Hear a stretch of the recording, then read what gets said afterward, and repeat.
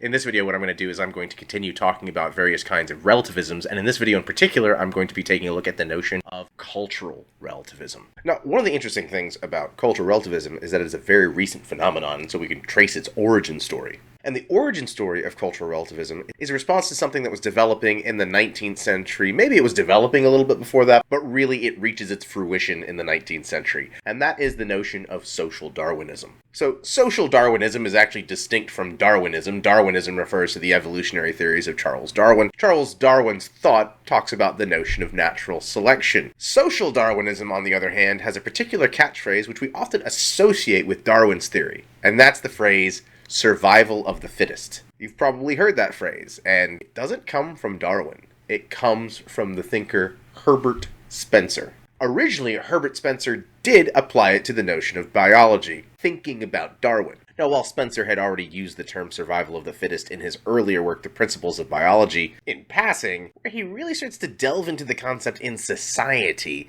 is in his work, The Man versus the State. Consider what he says here, the process of natural selection, as Mr. Darwin called it, cooperating with a tendency to variation and to inheritance of variations, he has shown to be a chief cause, though not, I believe, the sole cause, of that evolution through which all living things, beginning with the lowest and diverging and re-diverging as they evolved, have reached their present degrees of organization and adaptation to their modes of life. So familiar has this truth become that some apology seems needed for naming it. And yet, strange to say, now that this truth is recognized by most cultivated people, now that the beneficent working of the survival of the fittest has been so impressed on them that much more than people in the past times, they might be expected to hesitate before neutralizing its action. Now more than ever before in the history of the world are they doing all they can to further survival of the unfittest. Now, in the context here, Spencer's actually talking about how in modern society we have a tendency to help out not the fittest ones, but those who would not be considered as fit in society. In Spencer's view, the poor, the needy, the destitute, the disabled. In Spencer's view, the people who benefit most from society. So society goes out of its way to help those who would be unfit. That is, if we were completely left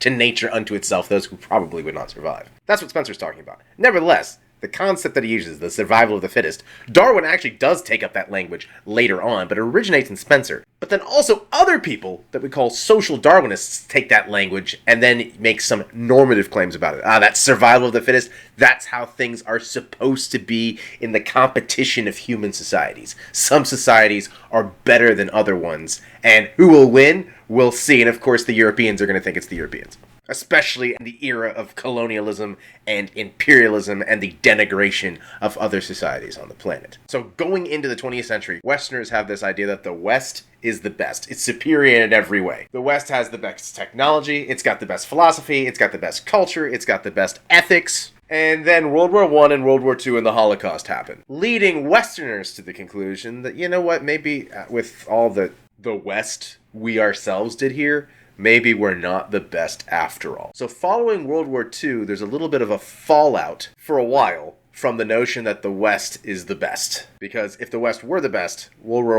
I, World War II, the Holocaust, and the terrors of the early 20th century would not have occurred. So there's a reassessment of maybe the West is not as superior as the West seems to think it is, coming from those in the West. We see that kind of critique manifest itself in some of the research programs of the mid to late 20th century, especially in sociology, psychology, and anthropology. And particularly where we see this is in the work of scholar Ruth Benedict and her book Patterns of Culture. In fact, in chapter 3 of her Patterns of Culture, we really see this critique develop of the West is not the best because every society unto itself looks at what it's doing as the norm. Every society is kind of the best unto itself. There's not some sort of overarching hierarchy where it used to be in the 19th century kind of thought, well, here's the West at the top, and then here's Islamic society, which is, because of its Abrahamic religion, is kind of close to Christian society, and then down here are other indigenous peoples lower on the list, and that's the way that Westerners conceived of different societies, some being better at the top and some being lower at the bottom, and Benedict is saying, yeah, but they're just different. It's not that there's a hierarchy. There doesn't need to be a taxonomy like that. They're just, here's this society, here's this society, here's this society, here's this society, and you can compare them. But there's not a hierarchy between them. It's not that Western society is better than Islamic society, which is better than Chinese society, which is better than Polynesian society, or so on. They're just different. And they also have different values. Take a look here from chapter 3 of Benedict's Patterns of Culture. The diversity of cultures can be endlessly documented. A field of human behavior may be ignored in some societies until it barely exists. It may even be in some cases unimagined, or it may almost monopolize the whole organized behavior of the society, and the most alien situations be manipulated only in its terms. Traits having no intrinsic relation one with the other and historically independent merge and become inextricable, providing the occasion for behavior that has no counterpart in regions that do not make these identifications. It is a corollary of this that standards, no matter in what aspect of behavior, range in different cultures from the positive to the negative pole. We might suppose that in the matter of taking life, all peoples would agree in condemnation. On the contrary, in a matter of homicide, it may be held that one is blameless if diplomatic relations have been severed between neighboring countries, or that one kills by custom his first 2 children, or that a husband has the right of life and death over his wife, that it's the duty of the child to kill his parents before they are old. It may be that those who are killed who steal a fowl, or who cut their upper teeth first, or who are born on a Wednesday. Among some peoples, a person suffers torments at having caused an accidental death. Among others, it's a matter of no consequence. Suicide also might be a light matter, the recourse of anyone who has suffered some slight rebuff, an act that occurs constantly in a tribe. It may be the highest and noblest act a wise man can perform. The very tale of it, on the other hand, may be a matter for incredulous mirth, and the act itself impossible to conceive as a human possibility. Or it may be a crime punishable by law, or regarded as a sin against the gods. The significance of cultural behavior is not exhausted when we have clearly understood that it is a local and man-made and hugely variable. It tends also to be integrated. A culture, like an individual, is more or less a consistent pattern of thought and action. Within each culture, there come into being characteristic purposes not necessarily shared by other types of society. In obedience to these purposes, each people further and further consolidates its experience, and in proportion to the urgency of these drives, the heterogeneous items of behavior take more and more congruous shape. Taken up by a well-integrated culture, the most ill-assorted acts become characteristic of its peculiar goals, often by the most unlikely metamorphoses.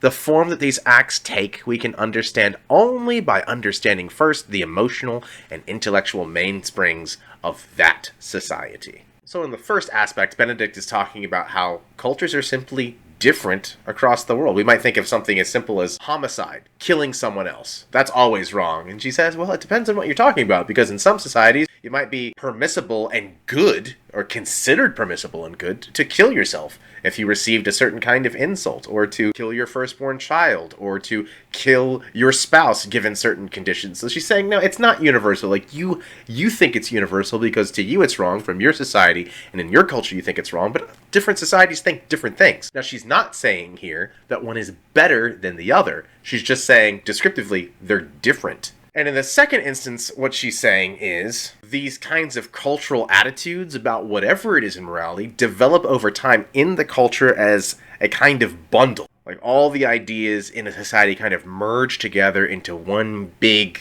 amalgamation of our values, to the point where you adhere to your culture for the most part, whether you realize it or not. It's not something where you think, oh, like, here I am, yes, I'd like to sign up for my culture, please. And we tend to do that, whether we recognize it or not. We follow along, we latch onto our cultures, typically speaking. And even if you find yourself saying to yourself, like, no, I don't do that, I go against culture, I'm going to go my own path, I'm going to challenge society. Well, you only could do that because that's one of the values in the society that you have, is to challenge the society. So, for example, even the famous moniker, like, think for yourself, I'm a free thinker. You wouldn't see free thinking as a value unless the culture somewhere in it propounded that as a value, one. And two, if you've ever been told to think for yourself, it's because someone else told you to do it. So Benedict is simply telling us that much how like languages evolve, and they can even be related to one another. We can talk about the Indo-European languages and say things like German and French and Spanish and Hindi are all related to each other. And we can go back and say, like, yeah, Greek and Sanskrit and Latin are cousins, but they're not identical. And they go on and do their own thing to the point where, yeah, even though, say, English is a Germanic language, that doesn't mean you know German all of a sudden.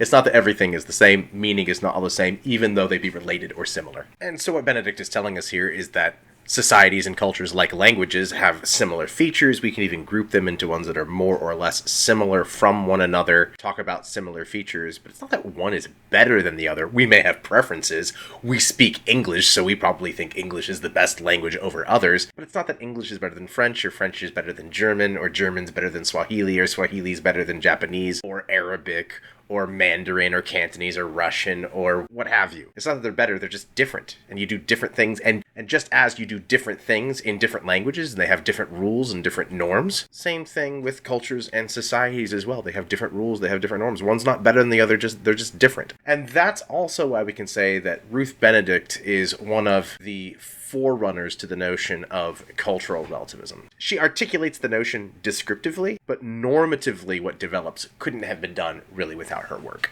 So that's the origin story of cultural relativism. Now let's get into its particulars. What does cultural relativism mean? And also, what makes it distinct from ethical subjectivism? Whereas, in ethical subjectivism, morality was relative to the individual subject. In cultural relativism, what is considered right and wrong, good and evil, just and unjust, is relative to a particular group rather than merely the subject. So when we're talking about these groups in cultural relativism, the reason why it's called cultural relativism is because in this case, the party that determines what is right and wrong is the culture itself. In ethical subjectivism, the subject determined what's right and wrong, and that's right for them, and another subject can determine what's right for them, and so on. In cultural relativism, it's the view that not just that cultures have different views, people in this culture think this, and people in that culture think that, it's that each culture is right unto itself. So if you have varying cultures where there's some sort of moral disagreement,